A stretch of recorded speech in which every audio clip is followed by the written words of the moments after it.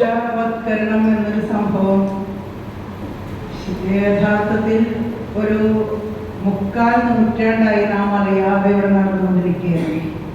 അതിൻ്റെ ബീജവാപം നടന്നു തുടങ്ങിയത് ഒരുപക്ഷെ ദേശീയ സമര പ്രക്ഷോഭങ്ങളുടെ ഭാഗമായിട്ട് തന്നെയായിരിക്കണം. പക്ഷെ അന്ന് നമുക്കൊരു പൊതു ലക്ഷ്യം ഉണ്ടായിരുന്നു. അത് പലതരത്തിൽ ഛിന്ന ഭിന്നമായി പോകാൻ തുടങ്ങിയ അവസരങ്ങൾ മുതൽ, അതായത് മനുഷ്യരിൽ നിന്ന് മാനവികത ചിതറിപ്പോകാൻ തുടങ്ങിയ സമയം മുതൽ നമുക്കറിയാലോ നൗദലിലെ നിലവിളികൾ, പിന്നീട് വർഷങ്ങൾക്ക് ശേഷം കർഷക സമരത്തിന്റെ ഭാഗമായിട്ട് ചോരയിട്ട് വീഴുന്ന പാതകളുമായി കർഷകർ കടന്നു തുടങ്ങിയപ്പോൾ ഒരു വൃദ്ധന്റെ ഏകാന്തമായ നിലവിളികൾ, അതായത് ഹിന്ദു മുസ്ലിം വേർതിരിവിന്റെ ഭാഗമായിട്ട് ഇന്ത്യയെന്നും പാകിസ്ഥാനെന്നും വേർതിരിച്ചപ്പോൾ നമ്മുടെ കടകൾ, നമ്മുടെ വീടുകൾ, നമ്മുടെ സഹോദരിമാർ, നമ്മുടെ നാടിന് എന്ത് സംഭവിച്ചു? ഒരു രാജ്യം രണ്ടായി വെട്ടിമുറിക്കപ്പെട്ടപ്പോൾ ആ ദീനരോധനം മാറ്റാൻ വേണ്ടി നടന്നിരുന്ന ഒരു വ്യക്തിക്ക് എന്താണ് സംഭവിച്ചത്? ആ വ്യക്തിയുടെ നിലവിളികൾ എവിടെയാണ് ചെന്നെത്തിപ്പോയത്? പണ്ട് കുമാരനാശാൻ നേരത്തെ പറഞ്ഞു വെച്ചിട്ടുണ്ട്, ഇന്ന് ഭാഷയുടെ പൂർണ്ണമെന്നഹോ വന്നു പോകും പിഴയും അർത്ഥശങ്കയാണ്. അതിന് അങ്ങനെ പറയാൻ കാരണങ്ങൾ പലതുണ്ട്. തന്നതില്ല പലരുള്ളു കാട്ടുവാൻ ഒന്നുമേ നരനുപായം ഈശ്വരൻ. ഇന്ന് ഭാഷയുടെ പൂർണ്ണമെന്നഹോ വന്നു പോകും പിഴയും അർത്ഥശങ്കയാണ്. ഈ ഒരു ജാമ്യാപേക്ഷ ആശാൻ വളരെ നേരത്തെ, ആശാനെ കുറിച്ച് പറയുന്നത് എന്താണെന്ന് വെച്ചാൽ, നമ്മുടെ ചരിത്രത്തിൽ നവോത്ഥാനത്തിന്റെ വിത്തുകൾ പാകിക്കൊണ്ട് ഇവിടെ നടക്കുന്ന പല പ്രക്ഷുബ്ധമായ ചില അന്ന് ഹൈജാക്ക് എന്നുള്ള പദം ഉപയോഗിച്ചിട്ടില്ല, ഹൈജാക്കുകളെയും ദീർഘദൃഷ്ടിയോടെ അദ്ദേഹം നേരിട്ട് കണ്ടിരുന്നു. കാരണം അയിത്തം ഇവിടെ നിലനിന്നിരുന്നു. 1827 രാജാ റാംമോഹൻ റായ് ഇവിടെ സതി നിരോധിക്കാൻ വേണ്ടിയിട്ട് ഇന്ത്യ മഹാരാജ്യത്ത്, ഇന്ത്യ ഫോം ചെയ്തിട്ടില്ലെങ്കിൽ കൂടി നമ്മുടെ നാട് വലിയ കുറ്റക്കൊള്ളാനോ ഒന്നും പ്രൗഢിയൊന്നും നമുക്ക് ഇപ്പൊ ഈ പൈതൃകം തിളക്കുന്നത് ഇവിടെ കുറെ ചാണക വീരന്മാര് പറയുന്നുണ്ടെങ്കിൽ അത്ര വലിയ പൈതൃകമൊന്നും നമുക്ക് ഊഹിക്കാനുണ്ടായിരുന്നില്ല. ഭർത്താവ് മരിച്ചാല് അതും 9-10 വയസ്സായ പെൺകുട്ടിയെ വിവാഹം ചെയ്യുന്നത് 30-32 വയസ്സായവരായിരിക്കും, 40 വയസ്സൊക്കെ ഉള്ള. അയാൾ മരിച്ചു കഴിഞ്ഞാല് എടുത്തെറിയാണ്. രവീന്ദ്രനാഥ ടാഗോർ അത് പറഞ്ഞിട്ടുണ്ട്. രവീന്ദ്രനാഥ ടാഗോറിന് മാനസികമായിട്ട് വളരെ അടുപ്പുണ്ടായിരുന്നത് ജ്യേഷ്ഠ ഭാര്യയുമായിട്ടായിരുന്നു. അപ്പോ എപ്പോഴും കവിതകൾ ചർച്ച ചെയ്തിരുന്നത് അദ്ദേഹത്തിന്റെ മനസ്സിന്റെ സ്പന്ദനങ്ങൾ അദ്ദേഹം പറയുന്ന രീതിയിൽ ഉൾക്കൊള്ളാൻ കഴിയുന്നത് അവർക്കായിരുന്നു. ജ്യേഷ്ഠൻ മരിച്ചു കഴിയുമ്പോൾ അവരെ ചിതയിലേറിയണം എന്ന് പറഞ്ഞപ്പോൾ അത് ടാഗോറിന് സഹിക്കാൻ കഴിയുണ്ടായിരുന്നില്ല. ഏറ്റവും കൂടുതൽ എതിർത്തത്, കാരണം ഇവിടെ സാംസ്കാരിക രംഗത്ത് പ്രവർത്തിച്ചവരാണ് ഇവിടുത്തെ അനാചാരങ്ങൾക്കെതിരെ ആദ്യമായിട്ട് അയിത്തം ഏറ്റവും കൂടുതൽ അറിഞ്ഞിട്ടാണ് ആശാൻ ദുരവസ്ഥയൊക്കെ എഴുതിയിട്ടുള്ളത്. അപ്പൊ ദുരവസ്ഥയുടെ കഥ എന്ന് വെച്ചിട്ടുണ്ടെങ്കിൽ നമ്മൾ മലബാർ മാപ്പിള കലാപം, ആ മാപ്പിള കലാപങ്ങളാണ് നമ്മൾ പറഞ്ഞത്. ശരിക്കും മലബാർ മഹാസമരം എന്ന് തിരുത്തണമെന്ന് ആവശ്യപ്പെട്ടത് ഇടതുപക്ഷ സാംസ്കാരിക പ്രവർത്തകരും ഇടതുപക്ഷ സഹയാത്രികരും കൂടിയായിരുന്നു. എന്തുകൊണ്ടാണ് അതൊരു മഹാസമരം എന്ന് നമ്മൾ പറയുന്നതെന്ന് വെച്ചിട്ടുണ്ടെങ്കിൽ, ഇവിടുത്തെ ജന്മി വ്യവസ്ഥക്കെതിരെ, ഇവിടുത്തെ ഫ്യൂഡൽ വ്യവസ്ഥക്കെതിരെ സംഘടിതമായിട്ട് അതിന്റെ തിക്തഫലങ്ങൾ അനുഭവിക്കേണ്ടി വന്നിരുന്ന ഒരു കൂട്ടം മനുഷ്യരുടെ പൊട്ടിത്തെറിയായിരുന്നു. അത്രമാത്രം പ്രഷറൈസ്ഡ് ആയിട്ടുള്ള ഇത്. ഈ കുടിയാനി ഇത്ര പാട്ടക്കണക്കുണ്ടല്ലോ, ഇത്ര സേർ നെല്ല് വിധിച്ചാൽ ഇത്ര ഭാഗം കൊടുക്കണം എന്നുള്ള അതുപോലും കിട്ടാത്ത അവസ്ഥ വന്നിട്ട് പകല് അധ്വാനിച്ചിട്ടും സ്വന്തം വീട്ടില് കുഞ്ഞുങ്ങൾക്കോ മാതാപിതാക്കൾക്കോ ഒരിത്തിരി കഞ്ഞി കൊടുക്കാൻ കഴിവില്ലാതെയാണ് അവര് പോരാട്ടത്തിന് ഇറങ്ങിയത്. അങ്ങനെ ഇറങ്ങിയ പോരാട്ടത്തെയാണ് പല രീതിയിൽ അടിച്ചുമർത്തത്. പക്ഷെ അതിന് കുറെ ചേരിതിരിവുകളും കാരണം നിങ്ങൾ ചരിത്രം വായിച്ചിട്ടുണ്ട്, പല പഠന ക്ലാസ്സുകളും കിട്ടിയിട്ടുണ്ട്, നന്നായിട്ട് അറിയുന്നതാണ്. പക്ഷെ അങ്ങനെയുള്ളൊരു സമരത്തിന്റെ ഭാഗമായിട്ട് അതിൽ ഒത്തുചേർന്ന ആളുകളെ മുഴുവനും അവരുടെ പേര് മുഴുവനും വെട്ടിത്തിരുത്തുന്ന കാഴ്ചയാണ് നമ്മൾ കണ്ടത്. അങ്ങനെ ചരിത്രത്തെ പല രീതിയിൽ തമസ്കരിച്ചുകൊണ്ട് ഇവിടെ വലതുപക്ഷവൽക്കരണം അവരുടെ കരാളഹസ്തങ്ങളെ അവരുടെ ഭീകരമായ മുഖം പുറത്ത് കാണിച്ചുകൊണ്ട് പോകുമ്പോൾ പോലും നമ്മൾ അത് നമ്മളെ ബാധിക്കുന്ന ഒരു വിഷയമല്ല എന്നുള്ള രീതിയിലായിരുന്നു പോയത്. അതിന് ഉദാഹരണമായിട്ട് ചൂണ്ടിക്കാണിച്ചത് ദുരവസ്ഥ യഥാർത്ഥത്തിൽ മാപ്പിള കലാപം തന്നെയാണ് അതിനകത്ത് വരുന്നത്. പക്ഷേ ആശാൻ അതിൻ്റെ ഇടയിൽ കൂടെ ഒരു കാര്യം ചെയ്തു വെച്ചിട്ടുണ്ട്. അന്നത്തെ കാലത്ത് നമുക്ക് ഇന്നത്തെ പോലെ പത്രമോ സോഷ്യൽ മീഡിയ സത്യങ്ങൾ അറിയാൻ ഒരു മാർഗമില്ലായിരുന്നു. ആശാനം വായിച്ചിരുന്നത് നമ്മുടെ ഇവിടെ സാഹിബിന്റെ ഒക്കെ ഭരണമല്ല, ഹിച്ച്കോക്ക് സാഹിബിന്റെ ഒക്കെ ആ ഭരണകാലത്ത് കാർൽ മാർക്സ് വരെയും ഇത് വിവരങ്ങൾ മലബാർ കലാപത്തെ കുറിച്ച്, മലബാറിൽ നടക്കുന്ന സ്വാതന്ത്ര്യ സമരത്തെ കുറിച്ചെന്ന് അറിഞ്ഞിരുന്നത് ആ വെസ്റ്റേൺ പത്രങ്ങൾ വായിച്ചിട്ടാണ്. ടൈംസ് ഓഫ് ഇന്ത്യയുടെ ആദ്യകാല രൂപങ്ങൾ, റാലി രൂപങ്ങളൊക്കെ വായിച്ചിട്ടാണ്. ആശാനും അത് വായിച്ചിട്ട് എന്താണ് വിചാരിച്ചത്, ഇവിടുത്തെ മാപ്പിളമാർ അഴിഞ്ഞാടിയിട്ട് ഹിന്ദു ക്ഷേത്രങ്ങളിലെ സ്വത്തുക്കൾ മുഴുവനും കൊണ്ടുപോകുകയും ഹിന്ദു സ്ത്രീകളെ, അങ്ങനെ തന്നെയാണ് നമ്മളത് പഠിച്ചിട്ടുള്ളത്. കുറച്ചൊക്കെ വാസ്തവമില്ലാതില്ല, പക്ഷേ അത് ചിലത് നിവൃത്തികേടോട് സംഭവിച്ചിട്ടുണ്ട്. പക്ഷെ പറഞ്ഞു പുലിപ്പിച്ച ആ രീതിയിൽ കാര്യങ്ങൾ ഉണ്ടായിട്ടില്ല. പക്ഷെ ഇവിടുത്തെ വാഗൺ ട്രാജഡി പോലുള്ള സംഭവങ്ങൾ കൃത്യമായി തമസ്കരിക്കാൻ അന്നേ കഴിഞ്ഞിരുന്നു. അപ്പോഴത്തെ ഇവിടുത്തെ മാധ്യമങ്ങളുടെ വലതുപക്ഷവൽക്കരണത്തിന്റെ തുടക്കം എങ്ങനെയായിരുന്നു നമ്മൾ അവിടെ തുടങ്ങി ചിന്തിക്കേണ്ടതുണ്ട്. പക്ഷെ ആശാൻ ദുരവസ്ഥ എഴുതുമ്പോൾ ആശാൻ ഒരു ക്രൂര മുഹമ്മദ് എന്നുള്ളൊരു വാക്ക് അതിനകത്ത് പറയുന്നു. പിന്നീട് BJP പോലുള്ള ഭരണപക്ഷക്കാർ അധികാരത്തിലെത്തിയപ്പോൾ അവരത് പൊക്കിപ്പിടിച്ചതായിരുന്നു ആശാന്റെ ക്രൂര മുഹമ്മദി എന്നുള്ള പ്രയോഗം. കാരണം റെഡിമേർ ബോട്ട് അപകടത്തിൽ പല്ലനയാറ്റിൽ ആശാൻ മുങ്ങി മരിക്കുമ്പോൾ ഇത് ഇവിടുത്തെ മുസ്ലിങ്ങൾ കൃത്യമായി ആസൂത്രണം ചെയ്തതാണെന്ന് വരുത്തി തീർക്കാൻ അവർക്ക് കഴിഞ്ഞു. അതിനവർ കണ്ടെത്തിയത് ക്രൂര മുഹമ്മദ് എന്ന പ്രയോഗം തന്നെയായിരുന്നു. അപ്പൊ നോക്കൂ, നമ്മൾ വളരെ നെഗ്ലക്ട് ചെയ്യുന്ന ചില പദങ്ങൾ ഇതാണ് ഇവിടുത്തെ വലതുപക്ഷ സാംസ്കാരിക ശക്തികൾ നമ്മളിൽ കൊണ്ടുവരും. പക്ഷെ ഇപ്പൊ ഈ പറഞ്ഞത് ഞാൻ ഫാസ്റ്റാണ്, പക്ഷെ ഇതൊന്നുമല്ല, ഇത് ബഹുദൂരം മുന്നോട്ട് പോയി. ആദ്യമായി NDA സർക്കാർ ഇവിടെ അധികാരത്തിൽ കയറുന്നത് തന്നെ ഈ സൈബർ, അവരുടെ ഒരു സൈബർ വിങ്ങുണ്ട്. നമ്മൾ ആരും ചിന്തിക്കുന്നതിന് മുമ്പ് അവരത് നടപ്പിലാക്കി എന്നുള്ളതാണ്. നോക്കൂ, മോദിക്ക് ട്വിറ്ററിലൊക്കെ എത്ര ഫോളോവേഴ്സാണ്, അല്ലെങ്കിൽ അവരെത്ര നേരത്തെ തന്നെ BJPക്കാരുടെ അവർ വാട്സപ്പിലൂടെ നമ്മളിപ്പോൾ വാട്സപ്പിൽ വിവരം കൊടുത്തിട്ടൊന്നുമല്ല കുടുംബയോഗങ്ങൾ നടത്തിയിരുന്നത്. BJP ഇപ്പൊ ആ രാമക്ഷേത്രം നടന്ന സമയത്ത് അക്ഷരം എന്ന് പറഞ്ഞ ഓരോ പൊതികൾ കൊണ്ടു കൊടുത്തില്ലേ, എത്രയോ വീടുകളിൽ അത് രഹസ്യമായിട്ട് എത്തി അവർ വരുന്ന വിവരം, പൂർണ്ണ വിവരം ഒരാളറിയാതെ ചെയ്യുന്നുള്ളതാണ്. കാരണം അതിന് വേണ്ടിയിട്ട് പ്രത്യേക, പണ്ട് ഹിറ്റ്ലറുടെ കാലത്തുണ്ടായിരുന്നു പ്രത്യേകതരം കോഡ് ഭാഷകൾ. അവരുടെ സ്റ്റഡി ക്ലാസ്സുകളിൽ അവർ ചെയ്തത് എന്താണ്, അവർ ഭൂരിഭാഗം കാര്യങ്ങൾ ലീഗാരെയും പോലെ തന്നെ അവർ നമ്മളെ കോപ്പി അടിക്കുകയാണ് ചെയ്തിട്ട്. കാരണം സ്വന്തമായിട്ടൊരു മുദ്രാവാക്യങ്ങളില്ല, സ്വന്തമായി സ്ലോഗൻ മുന്നോട്ട് വെക്കാനില്ല. പിന്നെ ഈ സ്റ്റഡി ക്ലാസ് എന്നുള്ള സംഭവം പോലും നമ്മളെ കോപ്പി അടിച്ചിട്ടാണ് കിട്ടുന്നത്. പക്ഷെ അതിൽ കൂടി അവർക്ക് ഇങ്ങനെ ഈ സൈബർ രംഗത്തെ വിപ്ലവങ്ങൾ അതിനകത്ത് കൊണ്ടുവരാൻ കഴിഞ്ഞു. നമ്മൾ വിചാരിക്കും ഇപ്പൊ നമ്മുടെ യോഗത്തെ കുറിച്ചിട്ട് ഇപ്പൊ ഇങ്ങനെ വിട്ടാലെത്തുന്നു. അങ്ങനെ അതിരഹസ്യമായി നടന്നിരുന്ന പല പല പല യോഗങ്ങളുടെയും ഭാഗമായിട്ട് ഇപ്പൊ തിരുവനന്തപുരത്തൊക്കെ രാജഗോപാലൊക്കെ മത്സരിക്കുന്ന കാലത്ത് അവിടെ നടന്നിരുന്ന ഓരോ കാര്യങ്ങൾ അറിഞ്ഞിട്ടുണ്ടെങ്കിൽ, ഇപ്പോ സഖാക്കളുടെ വീട്ടിൽ തന്നെ ആ മല കയറിയ സംഭവത്തിൽ സ്ത്രീ കോടതി വിധി അനുസരിച്ചിട്ടാണ് ചെയ്തിട്ടുള്ളത്. കോടതി വിധിയുടെ പരിധി ഈക്വൽ റൈറ്റ്സ്, നമ്മൾ അതിന് വേണ്ടിയിട്ടാണ് ഭരണഘടന അനുശാസിക്കുന്ന. ഇപ്പോഴും നമുക്ക് സ്ത്രീ പുരുഷ സമത്വം എന്നത് നമ്മളിൽ പലർക്കും അംഗീകരിക്കാൻ കഴിയില്ല. എന്ത് സമത്വം, നമ്മൾ ഈ സമത്വമൊക്കെ പറയുന്നുണ്ടെങ്കിൽ ഉള്ളിൻ്റെ ഉള്ളിൽ നമുക്കത് ഇപ്പോഴും, കാരണം അത് കണ്ടീഷൻ ചെയ്ത് വെച്ചിരിക്കണം. അങ്ങനെയാണ് ഇവർക്കൊക്കെ എന്തിനാണ് സമത്വം, ഇവര് ഇപ്പൊ തന്നെ അവരെ പിടിച്ചാൽ കിട്ടുന്നില്ല, ഇനി അവരുടെ സമത്വത്തിൽ കൂടെ അങ്ങനത്തെ ഒരു ധാരണയുണ്ട് നമ്മുടെ വീട്ടിൽ തന്നെ. ഇപ്പോൾ നമ്മൾക്ക് ഗാർഹികമായ ചുറ്റുപാടുകളിൽ തന്നെ ഒരമ്മ, അവരും എത്രമാത്രം ത്യാഗം സഹിച്ചിട്ടാണ് രണ്ട് കൂട്ടരും, ഭാര്യയും ഭർത്താവും കൂടെ നമ്മൾ എങ്ങനെ കഷ്ടപ്പെട്ട് ജീവിച്ചാലും നമുക്കറിയാം നമ്മുടെ നിത്യജീവിതം മുന്നോട്ട് കൊണ്ടുപോകാൻ ഒരു സാധാരണക്കാരന് ഒരു 500 നോട്ട് വാങ്ങിയാലും ഒരു സോപ്പ് കൂടിയോ അല്ലെങ്കിൽ ഒരു 1/2 കിലോ മുളകും മഞ്ഞളും ഇതൊക്കെ മേടിച്ച് കഴിഞ്ഞിട്ട് തീർന്ന് ബാക്കി കാര്യങ്ങൾക്ക് നമുക്ക് കിട്ടുന്നില്ല. രണ്ടാളും സ്ട്രഗിൾ ചെയ്തിട്ട് ജീവിക്കുകയാണ്. അങ്ങനെ 2 കുട്ടികളെയും പഠിപ്പിച്ച് ആ മകളുടെ വിവാഹ കാര്യം തീരുമാനം എടുക്കുമ്പോൾ ദിവസം വെക്കൽ എന്ന് പറഞ്ഞൊരു പരിപാടി ഉണ്ട്, അതെല്ലാ സംഭവത്തിലുണ്ട്. ഈ കാര്യത്തിൻ്റെ ആ അമ്മക്ക് അവിടെ വലിയ റോളൊന്നുമില്ല, അവിടെ കുറച്ച് ആളുകൾ കൂടിയിരുന്ന് തീരുമാനിക്കുകയാണ്. നമ്മൾ എന്തെങ്കിലും പറയാണ്ട് ചിലപ്പോൾ ഹസ്ബൻഡിനോട് പറഞ്ഞിട്ടുണ്ടെങ്കിൽ ആ മനുഷ്യൻ ആ വെപ്രാളത്തിൻ്റെ ഇടയിലൊക്കെ മറന്നു പോയിട്ടുണ്ട്. കാരണം ഇപ്പോഴും കാലങ്ങൾ എത്രയായിട്ട് അവിടെ ഒരു വോയിസ് നമുക്ക് വരുന്നില്ല. അപ്പം ഞാനതിൻ്റെ ഒരു തീവ്രത അനുഭവിച്ചത് എൻ്റെ മകളുടെ കാര്യത്തിൽ തീരുമാനം എടുക്കുമ്പോൾ ഓരോരോ കാര്യങ്ങൾ അവിടെ നടക്കുമ്പോൾ ഞാൻ അറിയാത്ത രീതിയിലൊക്കെയാണ് കാര്യങ്ങൾ വരുന്നത്. അപ്പം ഞാനവിടെ പ്രശ്നം ഉണ്ടാക്കിയെന്ന് വെച്ചിട്ടുണ്ടെങ്കിൽ അവിടെ എന്തൊരു അവിടുത്തെ കാരണന്മാരെന്ന് പറഞ്ഞൊരു വിഭാഗം അവിടെ കൂടി നിന്ന് തീരുമാനം അത് അറിയാനുള്ള റൈറ്റ്സ് എനിക്കുണ്ടെന്ന് പറയുമ്പോൾ ഞാൻ എങ്ങനെയാണ് ഒരു പുകഞ്ഞ കൊള്ളിയാവുന്നതെന്ന് എനിക്ക് മനസ്സിലാവുന്നില്ല.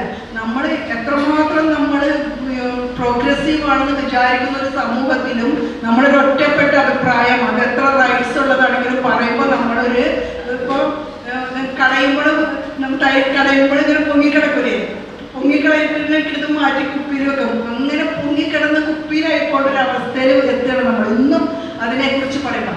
ഇതേ അവസ്ഥ ഇവിടുത്തെ ഇടതുപക്ഷ സാംസ്കാരിക പ്രവർത്തകരും ഇടതുപക്ഷ സഹയാത്രികരും അനുഭവിക്കുന്നുണ്ട്.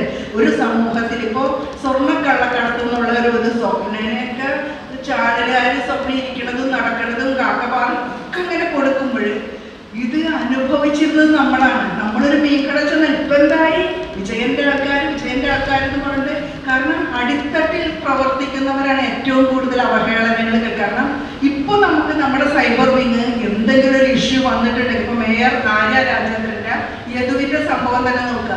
യദുവിനെ വെള്ളം പൂശാൻ വേണ്ടിയിട്ട് ഭയങ്കരമായ മത്സരമായിരുന്നു ഇവിടെ നടന്നുകൊണ്ടിരുന്നത്.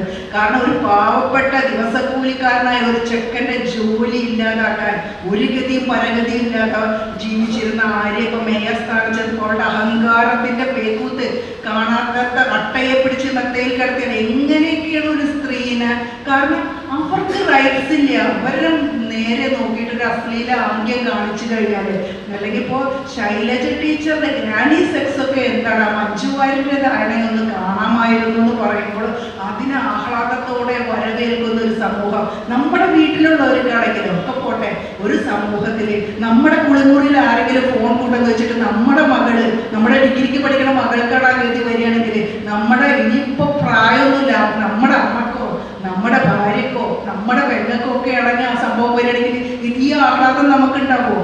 ഇപ്പം നമുക്ക് ആരാൻ്റെ അമ്മക്ക് ഭ്രാന്ത് പിടിച്ചാൽ കാണാൻ നല്ല രസമാണെന്നുള്ള ആ പഴയ യുക്തിയെ പുതിയ രൂപത്തിൽ കൊണ്ടുവരാൻ വേണ്ടിയിട്ട് വലതുപക്ഷ ശക്തികൾ അവരുടെ സൈബർ വിങ് എന്ന് പറഞ്ഞിട്ടുണ്ടെങ്കിൽ, ഇപ്പം നമുക്കറിയാം നമ്മുടെ ധ്രുപദ് റാത്തിയുടെ വീഡിയോസ് നിങ്ങൾ കാണുന്നുണ്ടോ? ഹിന്ദിയിലാണ് ഇത് കൂടുതൽ വരുന്നത്. അതിൻ്റെ മലയാളം ഭയങ്കര അതിന് രവീഷ് കുമാറിൻ്റെ 2 കോടി വ്യൂവേഴ്സൊക്കെയാണ്. അത് പോസ്റ്റ് ചെയ്ത് അപ്പം തന്നെ മോദിക്കെതിരായ വ്യാപകമായ ആക്രമണങ്ങളാണ് അവർ രണ്ടാളും നടത്തിവിടുന്നത്.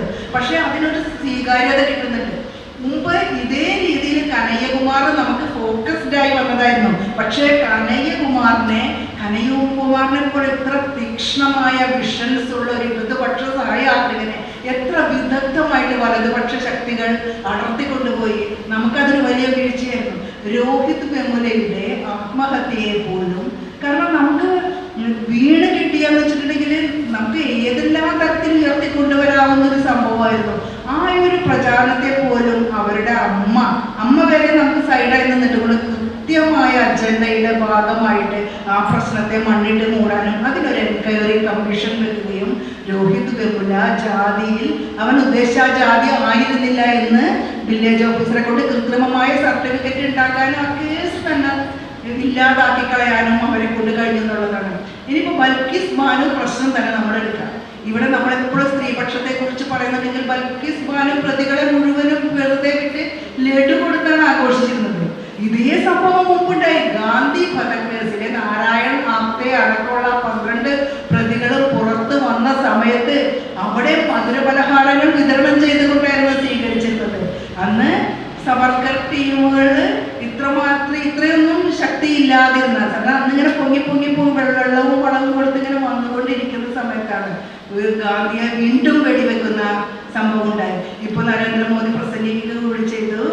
അറ്റൻബറോയുടെ ഗാന്ധി ഫിലിം വന്നത് കൊണ്ടാണ് ഗാന്ധി എന്നൊരു മനുഷ്യനെ ലോകം അറിഞ്ഞത്. അപ്പോൾ നമ്മുടെ ആൾക്കാർ അപ്പം തന്നെ വിട്ടില്ലേ, എയ്യോട്ടോ എന്ന സിനിമ ഇറങ്ങിയത് കൊണ്ടാണ് ഓട്ടോ എന്നുള്ളൊരു വാഹനത്തെ ജനങ്ങൾ അറിയുന്നത് എന്നുള്ള രീതിയിലെങ്കിൽ പുലിമുരുകൻ ഇറങ്ങിയത് കൊണ്ടാണ് ഇവിടെ പുലിയെന്ന് മനുഷ്യർക്ക് മനസ്സിലായത്. കാരണം ഇത്രമാത്രം മണ്ടത്തരങ്ങൾ പറഞ്ഞിട്ടുള്ളൊരു പ്രധാനമന്ത്രി അല്ലെങ്കിൽ അങ്ങനത്തെ ഒരു ഉന്നത അധികാരത്തിൽ ഇരുന്നുകൊണ്ട് പശുവിൻ്റെ അടുത്ത് പോയിരുന്നാൽ നമുക്ക് നല്ല വൃത്തിയായ ഓക്സിജൻ കിട്ടും. അങ്ങനെ അതൊക്കെ നമ്മൾ കേട്ട് നമുക്കറിയാം. കാരണം ആ വക മണ്ടത്തരങ്ങൾ റിപ്പീറ്റ് ചെയ്യാൻ പോലും നമുക്ക് ലജ്ജ തീരും. പക്ഷെ ഇതൊക്കെ വിശ്വസിക്കാൻ, ഇങ്ങനെ പശുവിൻ്റെ ആ മൂത്രത്തിലും ചാണകത്തിലൊക്കെ അംഗസ്നാനം ചെയ്യാൻ ആളുകൾ മത്സരിക്കുന്ന ബ്രാഹ്മണൻ കഴിച്ച എച്ചിലയിൽ കിടന്ന് ഉരുളാൻ വേണ്ടി ക്യൂ നിൽക്കുന്ന, അല്ലെങ്കിൽ നരേന്ദ്രമോദിയും അല്ല എന്താണ് യോഗി ആദിത്യനാഥും പിന്നെ നമ്മുടെ പതഞ്ജലിയുടെ ബാബയില്ല, അവരൊക്കെ പറയുന്നത് അതേപടി വിഴുങ്ങാൻ തയ്യാറായി ലക്ഷോപലക്ഷം ആളുകൾ നിൽക്കുമ്പോൾ ഇവർക്കൊക്കെ കത്തിക്കാൻ വേണ്ടിയിട്ട് മുസ്ലിം വിരുദ്ധത കൃത്യമായ, കാരണം മുസ്ലിം ജനതയോടുള്ളൊരു വല്ലാത്ത ഇവര് അതിനെക്കുറിച്ച് പറയാനാണെങ്കിൽ ഇറക്കി വിടുന്ന ചെറു ലേഖനങ്ങളുണ്ട്. അതൊക്കെ വായിച്ചു കഴിഞ്ഞിട്ടുണ്ടെങ്കിൽ മുൻകാലങ്ങളിൽ ഹിന്ദു ഗർഭിണികളുടെ ഹിന്ദു ഭ്രൂണത്തിനെ എടുത്തിട്ട് ഒരു പ്രത്യേക മരുന്ന് ഉണ്ടാക്കി, നമ്മൾ ഒടിയൻ്റെ കഥകളൊക്കെ കൊണ്ടേടില്ലേ, ഇതുപോലെ അത് ഉരുക്കിയിട്ട് ആ മരുന്ന് കഴിച്ചിട്ട് മുസ്ലിം ജനത ഒരു പ്രത്യേക ശക്തി നേടിയിട്ടുണ്ട്.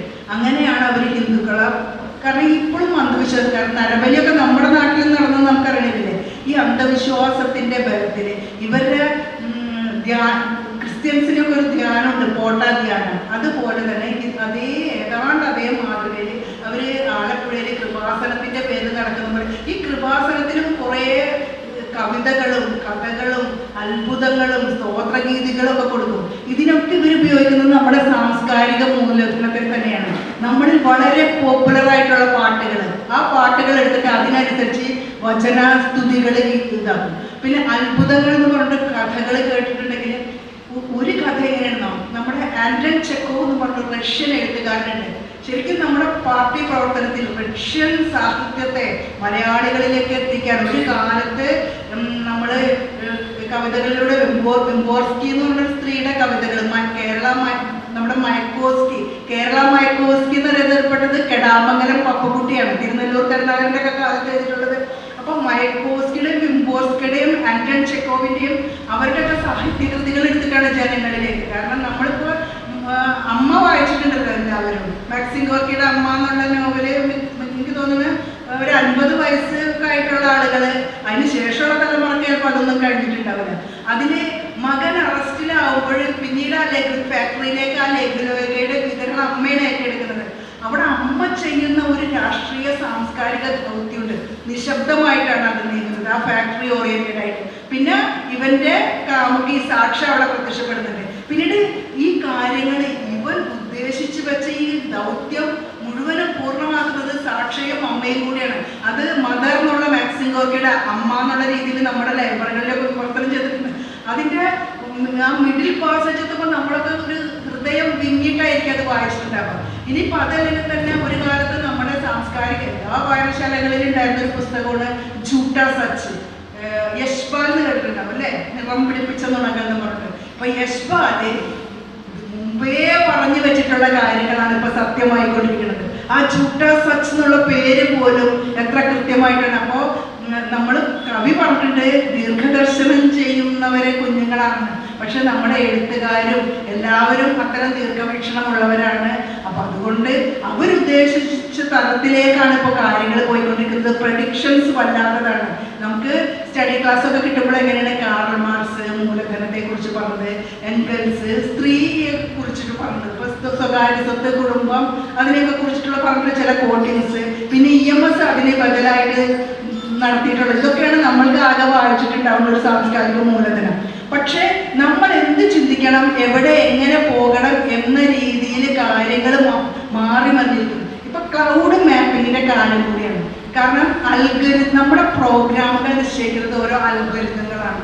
നമ്മളിപ്പോൾ ഫേസ്ബുക്കിൽ ഒരു പോസ്റ്റ് ഇട്ടാൽ അത് ആരൊക്കെ കാണണം, കാരണം ഓരോ വ്യക്തിയുടെയും ടേസ്റ്റ് എന്താണ്, അയാളുടെ കാര്യങ്ങൾ എന്താണെന്നുള്ളത് നമ്മുടെ ഫേസ്ബുക്കിൽ കൂടെ വലിയൊരു മാഫിയ നിയന്ത്രിക്കുന്നുണ്ട്. ഇപ്പം നമ്മളതറിയാതെ തന്നെ നമുക്കിപ്പോൾ അലക്സ് എന്ന് പറയുന്ന ഒരു സംഭവം കേട്ടിട്ടുണ്ടാവും, ഗൂഗിളിൻ്റെ സിരി, ഇതൊക്കെ നമ്മൾ അറിയുന്നില്ല, പക്ഷെ ഇത് രണ്ടും വ്യാപകമായിട്ട് പ്രവർത്തിക്കുന്നുണ്ട്. അങ്ങനെ ഓരോ വ്യക്തിയുടെ അൽഗോരിതങ്ങളെ നിയന്ത്രിക്കുന്നതും നമ്മൾ എങ്ങനെ എവിടെ ഏത് രീതിയിൽ ബിഹേവ് ചെയ്യണം, നമ്മുടെ താല്പര്യങ്ങൾ, നമുക്കിവിടെ ഒരാളെ ടാഗ് ചെയ്യുമ്പോൾ നമുക്ക് നമ്മുടെ വെന്യൂ ടാഗ് ചെയ്യാൻ കൂടി ഒരു സ്ഥലമുണ്ട്, അത് തിരുവരാണോ അങ്ങനെയുള്ള ഓപ്ഷൻസുകൾ ഈ സോഷ്യൽ മീഡിയകളിലുണ്ട്. അതിപ്പോൾ ഇൻസ്റ്റയിലാണെന്നുണ്ടെങ്കിലും അങ്ങനെയുണ്ട്. പക്ഷെ നമ്മൾ ചെയ്യുന്ന ഓരോ ഇതും നമ്മുടെ താല്പര്യങ്ങളും ഇതിൻ്റെ പശ്ചാത്തലത്തിൽ നമ്മൾ പോസ്റ്റ് ചെയ്യുമ്പോൾ കാണാത്ത പല രീതിയിലായിരിക്കും ഇത് പോയിട്ടുള്ളത്. ഇപ്പം ഇടതുപക്ഷ അനുഭാവമുള്ള ഒരാൾ, അയാൾ മറ്റ് പദവികളൊന്നും വഹിക്കുന്നില്ല, ഒരു സാധാരണ യാത്രികനാണെന്നുണ്ടെങ്കിൽ കൂടി അയാളുടെ ഒരു പോസ്റ്റ് ഇട്ട് കഴിഞ്ഞാൽ ഒരു പക്ഷേ അതിൻ്റെ പശ്ചാത്തലത്തിൽ വിദൂരമായിട്ടൊരു താമരയോ, ഇനിയിപ്പോൾ അത് കൈപ്പത്തിയൊക്കെ ഇപ്പോൾ കുറഞ്ഞു തുടങ്ങി, അങ്ങനെ ഒരു കാവി നിറമൊക്കെ കൊടുക്കാനും നമ്മളത് അങ്ങനെ അതിൻ്റെ എണ്ണം വർദ്ധിപ്പിക്കാനും ഒക്കെ ആവശ്യമായ ആപ്പുകളും പ്രോഗ്രാമുകളും ഒക്കെ ഇവിടെ വളരെ എളുപ്പത്തിൽ നടന്നുകൊണ്ടിരിക്കുന്നുണ്ട്. അതായത് ഇപ്പോൾ ഇതിനെക്കുറിച്ച് വ്യാപകമായിട്ട് ചർച്ച ചെയ്ത് എങ്ങനെയാണെന്ന് വെച്ചിട്ടുണ്ടെങ്കിൽ നമുക്കറിയാലോ, ഗ്രീക്ക് ഭരണാധിപത്യത്തിന് ഇപ്പോൾ പണ്ട് ശ്രീലങ്കയിൽ നടന്ന പോലെ തന്നെ അവിടുത്തെ അപജയങ്ങൾ സംഭവിച്ചു. അവിടുത്തെ ഭരണാധികാരികൾ പെട്രോളിന് വില കൂടി, ജീവിതം ദുസ്സഹമായി, ഗ്യാസിന് വില കൂടി. പക്ഷേ അവിടുത്തെ മാധ്യമങ്ങളുടെ വായ മൂടിക്കെട്ടാൻ അവിടുത്തെ ഗവൺമെൻറ് കുറേ കാലം ശ്രമിച്ചു. ഇതേ പ്രവണത തന്നെ ഗ്രീസിലും അരങ്ങേറിയപ്പോൾ ഗ്രീസിൻ്റെ സാമ്പത്തിക ശാസ്ത്രം കൈയാളിയിരുന്ന അവിടുത്തെ എക്കണോമിക്സ് വിഭാഗം നയിച്ചിരുന്ന നമ്മളതിനെ വരിഫോക്കിസ് എന്നാണ് അയാളെ പറയുന്നത്. അദ്ദേഹത്തിൻ്റെ ഒരു പുസ്തകം ഇറങ്ങി. ഈ പുസ്തകം ഇറങ്ങിയപ്പോൾ ക്ലൗഡ് പ്രോഗ്രാമിംഗ് എങ്ങനെ മനുഷ്യ ജീവിതത്തിൽ, അതായത് പരമ്പരാഗത മുതലാളിത്തം, മൂലധനം, തൊഴിലാളി, ഉൽപാദനം, വിപണി, ഈ ശ്രേണികളൊക്കെ എങ്ങനെയാണ് പുതിയ രീതിയിലുള്ള ഈ നവസാങ്കേതികത്വം എങ്ങനെയാണ് അതിനെ വിഴുങ്ങുന്നതെന്നും അതിന് ബദലായിട്ട് എങ്ങനെയാണ് ഇത് വർദ്ധിക്കുന്നതെന്നും മനസ്സിലാക്കി. അപ്പോൾ അവരെന്താണ് ചെയ്തത്, ഇതിൻ്റെ ക്ലാസ്സിലെ മുഴുവനും ഇടതുപക്ഷം എന്ന് പറഞ്ഞിട്ടുണ്ടെങ്കിൽ തനി അവർ വികസനം എന്ന് 24 മണിക്കൂർ പറയുകയാണെങ്കിൽ തനി മൂലാച്ചികളാണ്. ഇവിടെ കമ്പ്യൂട്ടർ ആദ്യമായിട്ട് വന്നപ്പോൾ അതെടുത്ത് അടിച്ച് തല്ലിപ്പൊളിച്ചുകൊണ്ടാണ് അവർ സംഭവം. കുറച്ച് അവരുടെ കയ്യിൽ ഇപ്പോഴും ആ തെളിവുകളുണ്ട്.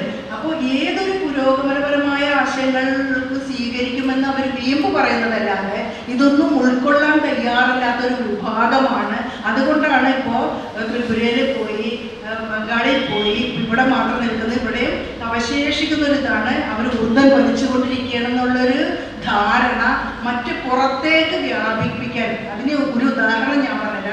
നിങ്ങൾക്ക് വർക്കിംഗ് വുമൻസിൻ്റെ ഒരു മാഗസിൻ CITUവിൻ്റെ തന്നെ ദേശീയ തലത്തിൽ നമ്മളുടെ ഇവിടെ അപൂർവം ചിലരൊക്കെ അത് വരുത്തുന്നുണ്ട്.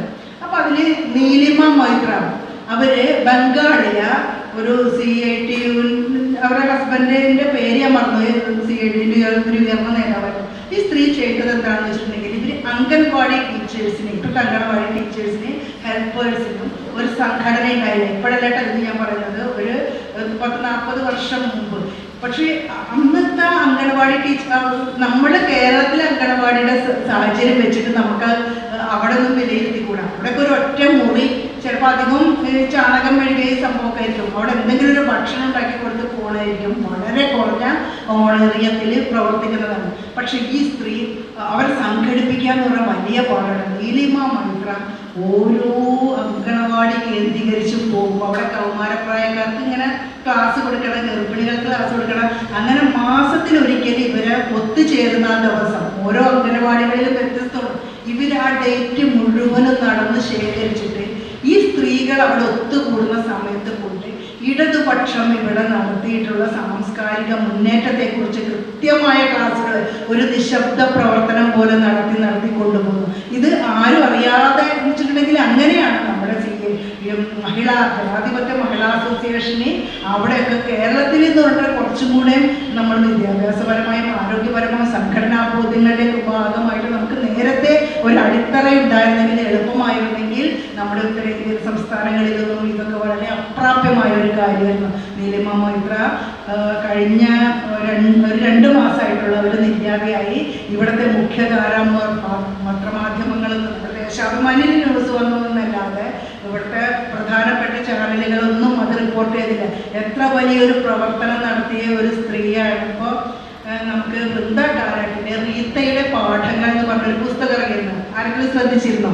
ഈ പുസ്തകം വിപണിയിൽ വരുന്നതിന് മുമ്പ് തന്നെ ഇതിൻ്റെ കവർ റിലീസിങ്, നമ്മുടെ ഇടതുപക്ഷത്തെ പ്രധാന ബുദ്ധിജീവികളൊക്കെ ഇതിൻ്റെ കവർ റിലീസിങ് നടത്തിയപ്പോഴത്തേനും ഇവിടുത്തെ വലതുപക്ഷ മാധ്യമ ശക്തികൾ എന്താണെന്ന് ചെയ്തത്, ഇതിൽ വളരെ ഇടതുപക്ഷത്തെ കൃത്യമായിട്ട് വിമർശിക്കുകയാണെന്ന് പറഞ്ഞു കണ്ട് ഇതിനകത്ത് അവരെഴുതാത്ത കാര്യങ്ങൾ പടച്ചുകൊണ്ട് ഈ റീഡിങ്ങിൻ്റെ ഭാഗമായിട്ടുള്ള ചില സ്ക്രീൻഷോട്ടുകളുടെ പിൻബലത്തിൽ വ്യാപകമായ പ്രചാരണം നടത്തി. നമുക്കറിയാം, ഇവിടെ ബുൾഡോസർ രാഷ്ട്രീയത്തിനെതിരെ കൃത്യമായ നിലപാടെടുത്ത ശക്തമായിട്ട് അവിടുത്തെ ഏതെങ്കിലും ഒരു രാഷ്ട്രീയക്കാർ അവിടെ എത്തുന്നതിന് മുമ്പ് അവിടെ എത്തിച്ചേർന്ന എല്ലാ കാര്യങ്ങളിലും മുന്നിൽ നിന്ന് പ്രവർത്തിച്ചിരുന്ന ഒരു സ്ത്രീയുടെ ഒരു ജീവിത പാഠങ്ങളുടെ പേരിൽ അവർക്ക് മക്കളില്ലാത്തതിൻ്റെ പേരിൽ അവർ കുട്ടികൾ വേണ്ടെന്ന് വെച്ചതിന് അവരുടെ സ്വകാര്യതയിൽ പോലും കടന്ന് കയറിക്കൊണ്ട് അവരുടെ പ്രൈവസിയെ പോലും ഹനിക്കുന്ന തരത്തിൽ വലിയൊരു ആക്രമണം ഇവിടെ ഉണ്ടായി. കാരണം ഇതിനൊക്കെ ഇടതുപക്ഷത്ത് പ്രവർത്തിക്കുന്ന സ്ത്രീകളെ ആക്രമിച്ചാൽ അതിനൊരു പ്രത്യേകമായിട്ടുള്ളൊരു തൊലയാണ് അവർക്ക്. കാരണം അവർക്ക് ചോദിക്കാനും പറയാനാണെന്നുള്ളതല്ല, അതിൻ്റെ അപ്പുറം ഇവരെ ആക്രമിക്കപ്പെടേണ്ടവരാണ്. നോക്കൂ, ഇവിടെ ആദ്യമായിട്ടൊരു സിനിമയിൽ വന്ന ആളാണ് പി.കെ. റോസി, ഒരു നടി. പണ്ടൊക്കെ നാടകത്തിൽ പുരുഷന്മാരെയാണ് സ്ത്രീ വേഷം കിട്ടുക. അങ്ങനെ ആദ്യമായിട്ടൊരു സിനിമ ചെയ്തപ്പോൾ അതിൽ പി.കെ. റോസി എന്ന നടി ഒരു ഹർജൻ സ്ത്രീ ആയിരുന്നു. അവർ കിട്ടിയ ഒരു ചെറിയ ശമ്പളത്തിന് അതിന് ജോലി ചെയ്യാൻ തയ്യാറായി. ആ സ്ത്രീ ചാലക്കമ്പോളത്തിൽ ചെന്നപ്പോൾ ഇവിടുത്തെ സവർണ മേധാവിത്വം വട്ടം കൂടിയിരുന്ന് കല്ലെറിഞ്ഞ് ഓടിച്ച് നാട് വിട്ട് ഓടിപ്പോകേണ്ട അനുഭവമാണ് ഉണ്ടായിട്ടുള്ളത്. അത് പിന്നീട് സെല്ലുലോയിഡ് എന്ന് പറഞ്ഞൊരു സിനിമയായി വന്നു. അവരുടെ ജീവിതം എത്ര പേര് കണ്ടിട്ടുണ്ടെന്ന് നമുക്കറിയാം. ഇതൊക്കെയാണ് നമുക്ക് വലിയ കുറ്റം കൊള്ളാനൊന്നുമില്ല എന്ന് പറയുന്നത്. ഇവിടെ സതി അനുഷ്ഠിച്ചിരുന്നപ്പോൾ, സതി നിരോധിച്ചപ്പോൾ, ബ്രിട്ടീഷ് ഗവൺമെന്റ് ഇവിടെ സതി നിരോധിച്ചപ്പോൾ സതി ഇവിടെ വേണം എന്ന് പറഞ്ഞ് ജാഥ നടത്താൻ റോഡിലേക്ക് സ്ത്രീകൾ ഇറങ്ങണം. ഞങ്ങൾക്ക് സതി അനുഷ്ഠിക്കാൻ ഞങ്ങൾ തയ്യാറാണ്. അപ്പോൾ BJP ഗവൺമെന്റ് ഇവിടെ വന്നപ്പോൾ ഇനിയൊരു BJP ഗവൺമെന്റ് വരുമ്പോൾ നമുക്ക് പേടിയിട്ട്, സത്യത്തിൽ ഞങ്ങൾക്കൊക്കെ ഇനി പേടിയിട്ട്, ഇനിയൊരു ഇപ്പം റിസൾട്ട് വന്നുകൊണ്ടിരിക്കുകയാണ്. ഇപ്പോഴും ഭയം കൂടിക്കൊണ്ടിരുന്നു. ഇവരിങ്ങനെ വന്നു കഴിഞ്ഞാൽ മനുസ്മൃതി പൂർണ്ണമായിട്ടും ഇവിടെ നടപ്പിലായാൽ ഞങ്ങളൊക്കെ സതി അനുഷ്ഠിക്കേണ്ടി വരും. കാരണം നമ്മൾ വേണ്ടെന്ന് പറഞ്ഞാൽ ഉണ്ടായിട്ട് കുത്തി എടുക്കാൻ പറ്റിയ രീതികൾ ഇവിടെ തയ്യാറായിക്കൊണ്ടിരിക്കുകയാണ്. ആ രീതിയിലാണ് കാര്യങ്ങൾ. കാരണം സ്ത്രീകൾക്ക് യാതൊരുവിധ സുരക്ഷിതത്വം ഇവര് കൗമാരയെ അമ്മയെ ശാക്തി എന്നൊക്കെ പറഞ്ഞിട്ട് പൂജിക്കുകയാണെന്നുണ്ടെങ്കിൽ യാതൊരു വിധ വിവേചനങ്ങളിലൂടെ ജീവിക്കേണ്ടി വരുന്ന ഈക്വൽ റൈറ്റ്സ് ഒന്നും അവരുടെ കാര്യങ്ങളിലേ ഉണ്ടാവുള്ളൂ. അപ്പോൾ കേരളത്തിൽ നമുക്ക് താൽക്കാലിക ശമനം ഉണ്ടെങ്കിലും എത്ര കാലം നമ്മൾ പിടിച്ചു നിൽക്കുന്നത്. കാരണം ഇത് പ്രതിരോധിക്കാനുള്ള ഈ പിങ് എപ്പോഴും ന്യൂനപക്ഷമായി കൊണ്ടിരിക്കുകയാണ്. എപ്പോഴും എഴുതുകയും വായിക്കുകയും ചെയ്തിട്ട്, കാരണം എല്ലാവരും സോഷ്യൽ മീഡിയയുടെ ഉപരിപ്ലവമായ ലോകത്താണ്. ഇവരാകട്ടെ പണം കുത്തി നിറച്ചുകൊണ്ട് നമുക്ക് എവരുടെ വല്ല നമുക്ക് സർവേകൾ, ഈ സർവേ ഫലങ്ങളൊക്കെ ചോദിച്ചിട്ടുണ്ടെങ്കിൽ അത് കൃത്യമായിട്ട് ഇവിടെ നടപ്പിലാക്കുന്നത്. മുമ്പ് നമുക്കൊരു ഇലക്ഷൻ കമ്മീഷൻ ഉണ്ടായിരുന്നു, ശേഷൻ കേട്ടിട്ടുണ്ടാവുമായിരിക്കും. ശേഷൻ ഇലക്ഷൻ കമ്മീഷൻ ആയിരുന്ന കാലത്താണ് ഇതിനൊരു പവർ ഉണ്ടെന്ന് നമുക്ക് ബോധ്യമായത്. ഇന്ന കാര്യങ്ങളിൽ മാർഗരേഖ കൃത്യമായ രീതിയിൽ. പക്ഷേ ഇന്ന് ഇവിടെ നടന്നുകൊണ്ടിരിക്കുന്നത് എന്താണ്? രാഷ്ട്രീയ ധ്യാനത്തിന് ഒരു കപട ഭരണാധികാരി രാഷ്ട്രീയ ധ്യാനത്തിൽ എന്ന പേരിൽ പൊതുഖജനാവിൽ നിന്ന് പണം മുടക്കിക്കൊണ്ട് കന്യാകുമാരിയെ ബന്ദിയാക്കി എന്നുള്ള മട്ടിൽ വന്ന് കണ്ട് ധ്യാനത്തിനിരിക്കുക. ഈ ധ്യാനത്തിന് എങ്ങുമില്ലാത്തൊരു പ്രത്യേകത വരിക. ഒരു ഇവിടെ ഒന്നുമല്ല, നമ്മുടെ എനിക്ക് എൻ്റെ നാത്തൂൻ്റെ മകൻ കല്യാണം കഴിച്ചിരിക്കുന്ന ഡൽഹിയിൽ നിന്നാണ്. പിന്നെ അവരെ റിലേറ്റീവ്സ് നോയിഡ, ഉത്തർപ്രദേശിലെ നോയിഡയിലാണ്. അപ്പോൾ ഇവരെന്തൊക്കെ റിലേഷൻസിൻ്റെ ഭാഗമായിട്ട് അവരുടെ കുറേ വാട്സപ്പ് ഗ്രൂപ്പുകളിൽ നമ്മളെ പിടിച്ച് അംഗമാക്കിയിട്ടുണ്ട്. അപ്പോൾ അവരുടെ സ്നേഹത്തിന് ചെയ്താണ്. പക്ഷെ അപ്പോഴാണ് അവരൊക്കെ നല്ല BJP ബന്ധമുള്ള ആൾക്കാരാണ് അവരുടെ റിലേറ്റീവ്സ്. ഇവരിടുന്ന ഓരോരോ രാവിലെ തന്നെ കുറേ ഹനുമാനും ദേവിയൊക്കെ നമുക്കിങ്ങനെ വരും. പിന്നീട് ഇവരൊക്കെ നടത്തുന്ന ഭജനയും ഇവർ വിതക്കുന്ന വർഗീയതയുടെ വിത്തുകളും വായിക്കണമെങ്കിൽ നമ്മളത്ര കഷ്ടകാലത്തിനും നിർഭാഗ്യത്തിനോ ഭാഗ്യത്തിനോ അങ്ങനത്തെ ഒരു ഗ്രൂപ്പിലൊക്കെ നമ്മൾ പോയി നോക്കണം. ഇതൊക്കെ മനസ്സിൽ വമിച്ച് നടക്കുന്ന ആളുകൾ കണ്ടിട്ടില്ല. 5-6 സാധനമൊക്കെ കയ്യുമ്മ കെട്ടിയിട്ടും കുറേ കാണാത്തത് അരയിലും പിന്നെ പല പല പല പ്രതിമകളായിരിക്കും അവരുടെ വീട്ടിൽ. വീടിൻ്റെ കന്നിമൂലക്കൽ ഒരെണ്ണം, മറ്റേ മൂലക്കൽ ഒരെണ്ണം, അങ്ങനെ അങ്ങനെ. പിന്നെ കുറേ നമ്മൾ മണി പ്ലാന്റ് നടുന്ന പോലെ ഇവർ മണി പ്ലാന്റ് എന്ന് പറഞ്ഞാൽ ചെടിയില്ലേ, കണ്ടിട്ടില്ലേ മണി പ്ലാന്റ് പല വീട്ടിൽ. അപ്പം ഈ മണി പ്ലാന്റ് ഇങ്ങനെ കുത്തരെ വെച്ചിട്ട് ഇതിങ്ങനെ ഡയറക്റ്റ്, അതൊരു വള്ളിച്ചെടിയാണ്, അതിന് താങ്ങുണ്ടെങ്കിലേ പോകുള്ളൂ. പക്ഷെ അതിനെ ബലം പ്രയോഗിച്ച് നിവർത്തി വളർത്താൻ വേണ്ടിയിട്ട് വള്ളി അങ്ങനെ ഇത് കുത്തനെ വളർന്ന് പോകുകയാണെങ്കിൽ നമ്മുടെ വീട്ടിൽ ധനം വർദ്ധിച്ചുകൊണ്ടേയിരിക്കും. നമ്മളിതിങ്ങനെ നട്ടിട്ട് ഇത് താഴ്ന്നോ വളഞ്ഞാൽ പോണേ നമുക്ക് അപജയങ്ങളുണ്ടായിരിക്കും. പിന്നെ ഇവരുടെ കുറേ ബാബയും കുറേ ഈ പതഞ്ജലിയുടെ ആൾക്കാർ പോലെ കുറേ ആൾക്കാരുണ്ട്. അപ്പോൾ ഇതിനൊക്കെ നമ്മൾ അവരോരോ കൺസൾട്ടിങ്ങിന് ഒക്കെ സൈബർ ലോകം വെച്ചിട്ടുണ്ട്. അവരുടെ കൺസൾട്ടിങ് നമുക്ക് കോവിഡൊക്കെ വന്നപ്പോൾ ഡോക്ടറെ കാണാനായിട്ട് കൺസൾട്ടിങ്. അതുപോലെ സംഖ്യ ഡോക്ടർമാർ പ്രത്യേകത ഉണ്ട്. അവർ മുസ്ലിം വിഭാഗത്തിൽപ്പെട്ട ആൾക്കാരെ വിളിച്ചിട്ടുണ്ടെങ്കിൽ പേര് കേട്ടാൽ തന്നെ അവർ കോഡ് എടുക്കുന്നു. അങ്ങനെ ഇതാക്കുന്നുണ്ട്. അപ്പം അവർ പറഞ്ഞു കൊടുക്കുന്ന കുറേ മെഡിസിനൽ പ്ലാന്റ്സ് ഉണ്ട്. അങ്ങനെ ചെടികൾ വരെയും ഇപ്പം അരുത എന്ന് പറഞ്ഞൊരു സസ്യം നിങ്ങൾ കേട്ടിട്ടുണ്ട്. അരുതൊരു പ്രത്യേക സ്മെല്ലുണ്ടാവും, എല്ലാവരും പിടിച്ചിട്ടുണ്ട്. ഈ അരുത ഹിന്ദുവായിട്ട് കുറേ കാലമായി. അത് മുസ്ലിംസ് വെച്ച് കഴിഞ്ഞാൽ അങ്ങനെ ഔഷധ സസ്യങ്ങൾ വരെയും ഹിന്ദു, മുസ്ലിം, ക്രിസ്ത്യൻസിനും ഉണ്ട് കുറേ സസ്യങ്ങൾ. അതായത് ശതാവരി ഉണ്ടല്ലോ, ശതാവരി ക്രിസ്ത്യൻ സസ്യമായിട്ട് മാറി. അവരുടെ ബ്രൈഡ് അൾത്താരയിലേക്ക് പോകുമ്പോൾ വെക്കണം ബൊക്കയിൽ ഒരു എണ്ണെങ്കിലും ഈ ശതാവരിയുടെ ഇല ശ്രദ്ധിച്ചിട്ടുണ്ട്. ഒരു പ്രത്യേകത അങ്ങനത്തെ നമുക്ക് ഈ പൂ വിൽക്കണ കടയിൽ അതിൻ്റെ വേറൊരു സാധനം വരെ ഈ ശതാവരി കിഴങ്ങ് അച്ചാറിടും.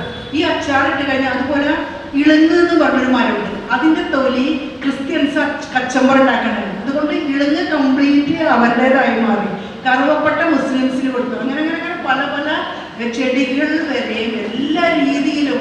അപ്പോൾ വലതുപക്ഷ ശക്തികൾ അവരുടെ ദുർബലമായിട്ടുള്ള കാര്യങ്ങളല്ല, അവര് സയന്റിഫിക് ആയിട്ടൊക്കെ പറഞ്ഞു. കാരണം ഇവിടുത്തെ ശാസ്ത്ര കോൺഫറൻസിന് ഇത് ഇന്ന സ്ഥലത്ത് നടത്തിയ പഠനം, കാരണം ഇവിടുത്തെ PhDയുടെ ഭാരതീയ വിചാര കേന്ദ്രമാണ് ഇവിടുത്തെ പോസ്റ്റ്. നമുക്ക് PhD വരെ നമുക്ക് നോക്കാം. ഡിഗ്രി കഴിഞ്ഞ് PG കഴിഞ്ഞ് നമ്മൾ ഇഷ്ടമുള്ള വിഷയത്തിൽ PhD ഒക്കെ ചെയ്യുന്നത് നമ്മളൊക്കെ അപ്രൂവ് ചെയ്ത കാര്യമാണ്. ഇനിയിപ്പോൾ പോസ്റ്റ് PhD എന്ന് പറഞ്ഞപ്പോൾ കേരളത്തിൽ ചെയ്യുന്നുണ്ട്. ഗോത്രവർഗ വിഭാഗത്തിൻ്റെ പേരിൽ ഇവിടെ അത് ഒരു മാസം 1 ലക്ഷം വാങ്ങിയിട്ട് ചെയ്യുന്ന നമ്മുടെ സഖാക്കളായിട്ടുള്ള നമ്മുടെ മലയാള സർവകലാശാല പോയ ലിജിഷിയുടെ ഹസ്ബൻഡ് സഖാവായിരുന്നു. പക്ഷെ അവരൊക്കെ പ്രോപ്പർ ചാനലിൽ മലയാള സർവകലാശാലയിൽ നിന്ന് PG ഡോക്ടർ എടുത്തിട്ട് പ്രോപ്പർ ചാനലിൽ പോയതാണ്. എഴുത്തുകാരി ഹിന്ദു മേനോന് നമ്മുടെ കുറച്ച്, കാരണം അവർ ഇടതുപക്ഷമായിട്ട് നമുക്ക് നിൽക്കുന്നത് കൊണ്ടും കുറച്ച് നമ്മളുടെ ഒരു ഭരണപക്ഷത്തെ ഒരു ഇടപെടലിൻ്റെ ഭാഗമായിട്ട് അവരും പോയി അവർ തീസിസ് സമർപ്പിച്ച് ഇതൊക്കെ കൃത്യമായ മാനദണ്ഡങ്ങൾ പ്രകാരം പോകുന്നത്. അല്ലാതെ ഇടതുപക്ഷക്കാർ ഇപ്പൊ ചിന്താ ജെറോമിനെ വെച്ചിട്ട് വലിയൊരു ഹൈജെറ്റാണ്. അവരുടെ പ്രബന്ധത്തിൽ അവർ വാഴക്കുല എന്നുള്ള ഇതുണ്ടല്ല, ചങ്ങമ്പുഴയുടെ വാഴക്കുല കൊണ്ട് വൈലോപ്പിള്ളിക്ക് കൊടുത്തു എന്നുള്ളത് അത് അവർ ശ്രദ്ധിക്കണമായിരുന്നു. പ്രബന്ധം ഇംഗ്ലീഷിലാണ് വന്നെങ്കിലും അവനവൻ്റെ പ്രബന്ധത്തെ കുറിച്ചിട്ട്, കാരണം ഇമാതിരി വലതുപക്ഷ ശക്തികൾ നമ്മളെ എടുത്തിട്ട് കൊടുക്കണ നേരത്ത് നമ്മുടെ സഖാക്കളിൽ നിന്ന് നമ്മുടെ പ്രവർത്തകരിൽ നിന്ന് ഇങ്ങനെ ഒരു വീഴ്ച വരാൻ പാടില്ലായിരുന്നു. ഇപ്പോൾ അവർ ഉയർന്ന ഒരു സ്ഥാനത്തിരിക്കുന്നു, യുവജന കമ്മീഷന്റെ സ്ഥാനത്തിരിക്കുമ്പോൾ അവർ പ്രത്യേക ജാഗ്രത പുലർത്തണം. ചെറിയൊരു പദവിയായിരിക്കാം നമ്മൾ ചിലപ്പോൾ നമ്മുടെ ഒരു ലോക്കൽ പ്രവർത്തനത്തിൽ വഹിക്കുന്നത്, പക്ഷെ ആ പദവിക്ക് അതിൻ്റെതായ ഉത്തരവാദിത്വമുണ്ട്. എന്നെ കൊണ്ടൊരു തിരുനാവായല്ല ഇന്ന ആള്, ഇന്ന ഇടതുപക്ഷ അനുഭാവിയായിട്ടുള്ള ഇന്ന വ്യക്തി എന്ന് പറഞ്ഞൊരു വാർത്ത കിട്ടാൻ കാത്തിരിക്കുകയാണ്. നമ്മൾ വിചാരിക്കുന്ന പോലെ ഇവിടെ വന്നിരിക്കുന്ന ഒരു വ്യക്തി നിസ്സാരപ്പെട്ട വ്യക്തിയല്ല. നിങ്ങളൊക്കെ ഇപ്പം ചിലപ്പോൾ ഇന്ന് നിങ്ങൾ ഈ പ്രോഗ്രാമിൻ്റെ കാര്യം ചിലപ്പോൾ ഫേസ്ബുക്കിൽ ഇട്ടിട്ടുണ്ടാവും, പക്ഷെ നിങ്ങൾ നിരീക്ഷണ കേന്ദ്രത്തിലായി കഴിഞ്ഞു. നിങ്ങൾ മുമ്പ് പോസ്റ്റ് ചെയ്തിട്ടുള്ളത് ഇതൊക്കെ വെച്ചിട്ടൊരു പ്രത്യേക അൽഗോരിതം പോയിട്ടുണ്ട്. നിങ്ങൾക്കൊക്കെ ഓരോ രഹസ്യ കോഡുണ്ട്. അത് ആമസോണിൻ്റെ അലക്സ വഴി അല്ലെങ്കിൽ ഗൂഗിളിൻ്റെ സിരി വഴി അവിടെ കൃത്യമായിട്ട് മാർക്ക് ചെയ്യപ്പെട്ടിരുന്നുണ്ട്. നിങ്ങളുടെ താല്പര്യം എന്താണ്? നിങ്ങൾ ഇനിയിപ്പോൾ ചിന്തയുടെ ഒരു ബുക്കിൻ്റെ ഒരു പരസ്യം കണ്ട് നിങ്ങൾ ആ പരസ്യം പുസ്തകത്തിന് ഓർഡർ ചെയ്യുകയും ആ പുസ്തകം ഗൂഗിൾ പേ വഴി നിങ്ങൾ വീട്ടിൽ വരുത്തുകയും ചെയ്തിട്ട് നിങ്ങൾ അവിടെ അടയാളപ്പെട്ട് കഴിഞ്ഞു. കാരണം നമുക്ക് അലിഖിതമായിട്ടും ലിഖിതമായിട്ടും നമുക്ക് നമ്മളെ കൈപ്പിടിയിൽ ഒതുക്കാൻ പറ്റാത്ത ഒരു കാലത്ത് നമ്മളറിയാതെ നമ്മൾ നിരീക്ഷണത്തിലായിക്കൊണ്ടിരിക്കുന്ന ഒരു കാലത്ത് കുറേ കാലമായിട്ട് നമ്മളിങ്ങനെ ജീവിച്ചു വരുന്നു. പക്ഷെ പ്രത്യക്ഷത്തിൽ നമുക്ക് വലിയ റോളൊന്നും ഇല്ലെന്ന് തോന്നുകയാണെങ്കിൽ എപ്പോഴെങ്കിലും നമുക്ക് തിരിച്ചടിക്കാൻ വരുന്ന ഈ ക്ലൗഡ് മുതലാളിത്ത മേഖലയിൽ. കാരണം ഇവിടെ ഇപ്പം എല്ലാവരും ഓൺലൈൻ ഷോപ്പിംഗ് ആണ്. നിങ്ങൾക്ക് വീട്ടിൽ ചെല്ലുമ്പോൾ മോൾക്ക് ഒരു ചെരുപ്പ് കാണും, ഇതെപ്പോൾ വാങ്ങി? അമ്മ പുറത്ത് പോയിട്ടില്ല, ഇത് നമ്മൾ ഓൺലൈനായിട്ട് വാങ്ങിയതാണ് അച്ഛൻ പറയും. അങ്ങനെ അവിടെ ഒരു തൊഴിലാളി ഉണ്ട്, കാരണം ഇത് കൊണ്ടുവന്ന ഒരാളുമാരുണ്ട്. പക്ഷേ നമ്മളൊരു കടയിലാണെന്നുണ്ടെങ്കിൽ പണ്ട് 2-3 പേരിന് അതാ ചെരുപ്പ് അവിടെ ഇറക്കി അങ്ങനെ അങ്ങനെ അങ്ങനെ ഒരുപാട് അതിന് ആ കട തുടങ്ങാൻ വേണ്ടിയിട്ടൊരു മൂലധനം ഉണ്ടായിരുന്നു. അയാളെടുത്ത കുറച്ച് ലോണുകൾ ഉണ്ടാവും, അയാൾ തൊഴിൽ ദാതാവാകും, പിന്നെ ഇവരുടെ വിപണി, പിന്നെ അവരുടെ വരുമാനം, അങ്ങനെ പിന്നെ കിട്ടുന്ന ലാഭം. ഈ വക പരമ്പരാഗത മുതലാളിത്ത സമ്പ്രദായങ്ങളെല്ലാം പതുക്കെ പതുക്കെ തമസ്കരിച്ചു കൊണ്ടിരിക്കുന്ന ചെറുകിട സ്റ്റോറുകൾക്ക് പകരം ഇപ്പോൾ സൂപ്പർ മാളുകൾ നമ്മൾ അംഗീകരിച്ചു. പണ്ടൊക്കെ ഒരു സൂപ്പർ മാൾ വരുമ്പോഴൊക്കെ ഭയങ്കര പ്രക്ഷോഭമാണെന്നുണ്ടെങ്കിൽ ഇപ്പോൾ ഈ ലുലുമാളെ പോലുള്ള സംഭവങ്ങളൊക്കെ പതുക്കെ പതുക്കെ പതുക്കെ നമ്മുടെ എല്ലാവരും ഇപ്പോൾ തിരൂരൊക്കെ എത്ര ഇതായി, പുത്തനത്താണി തന്നെ ഇപ്പോൾ വലിയൊരു മാളൊക്കെ വന്നു. ഇപ്പോൾ എല്ലാവരും ഒന്നിച്ചു പോയി സാധനങ്ങൾ എടുക്കുന്നു, കാശുള്ളവർ.